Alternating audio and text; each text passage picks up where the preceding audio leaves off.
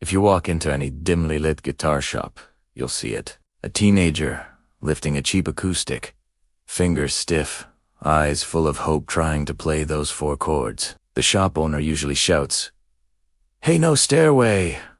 Half joking, half reverent, because Stairway to Heaven isn't just a song.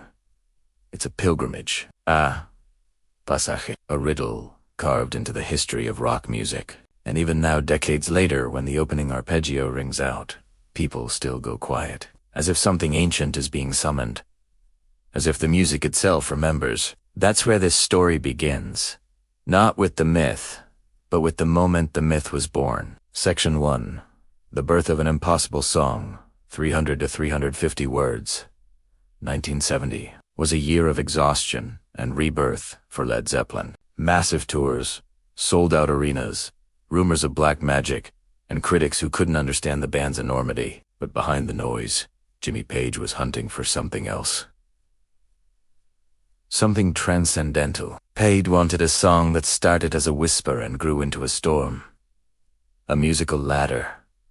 A journey. He once described it as a path to something that wasn't there before. The earliest fragment of the melody emerged in a remote cottage in Wales Bron-yr-Ower, where Page and Robert Plant retreated to escape the chaos of fame. No electricity, just candlelight, timber walls, and an acoustic guitar whose wood seemed to breathe in the cold air. Plant later said the environment felt alive in its own silence. And that's where it began. The fragile opening chords, circling like a soft incantation. Musical smoke. When they returned to Headley Grange, the magic deepened. The band rehearsed in a damp hallway, the fireplace crackling while microphones soaked in the natural acoustics of the old stone rooms. It was here that Plant scribbled lines almost faster than he understood them. "There's a lady who's sure all that glitters is gold." Words that sounded ancient, like a poem inherited, not written. The band watched him, stunned. It felt channeled, not composite. What started as gentle folk blossomed into something symphonic. 2 lives stitched together. The mystical and the earthly. This wasn't just music. It was an ascent. Section 2. A lyric that reads like scripture, 300 to 350 words. To understand Stairway to Heaven, you must understand Robert Plant's mind at the time. Steeped in mythology, keen Celtic folklore, spiritual searching, and a growing distrust of materialism. The lady wasn't one woman. She was an idea, the belief that wealth or desire could buy meaning, enlightenment, heaven itself. But the song quietly corrects her. It's just a spring clean for the May Queen. Change, renewal, humility. The lyrics unfold like a parable. Every line hints at something deeper than it says. Every metaphor is a doorway. Plant's writing isn't literal, it's atmospheric. He gives you fog, forests, whispers, riddles, choices, the piper, the hedgerow, the bustle in your hedgerow, all symbols of awakening, chaos, and revelation. This is why historians call the song lyrically elastic. Everyone interprets it differently, and still, everyone feels correct. Even Plant himself said, "I'm not sure where the words came from. They arrived." That is the essence of myth. Its origin feels older than the people who carried it forward. Section 3.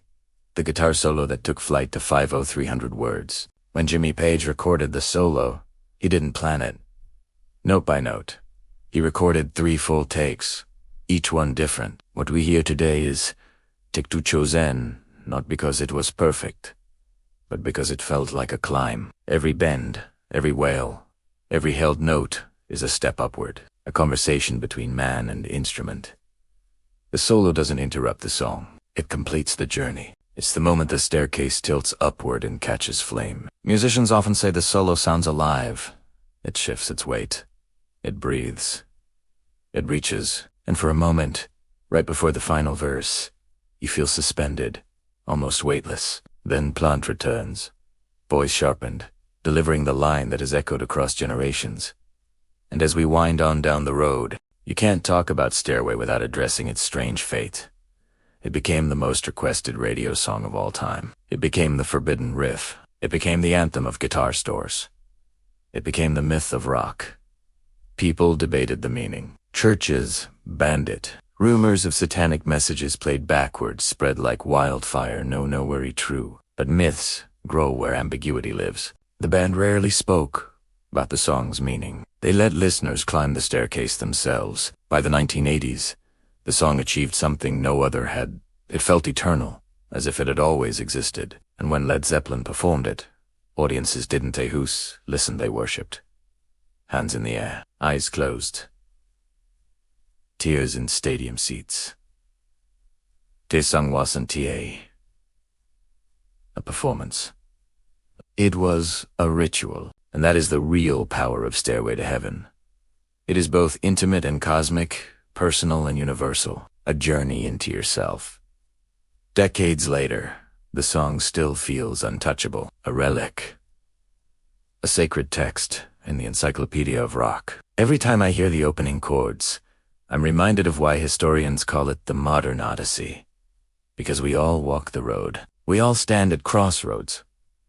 We all chase meaning, or beauty, or a staircase leading somewhere higher. And every time Plant sings the final line, and she's buying a stairway to heaven, it feels like a question. What are we chasing?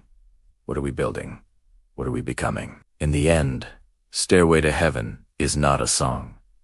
It's a mirror. A myth, a journey we take every time we listen, and perhaps that is why it remains immortal.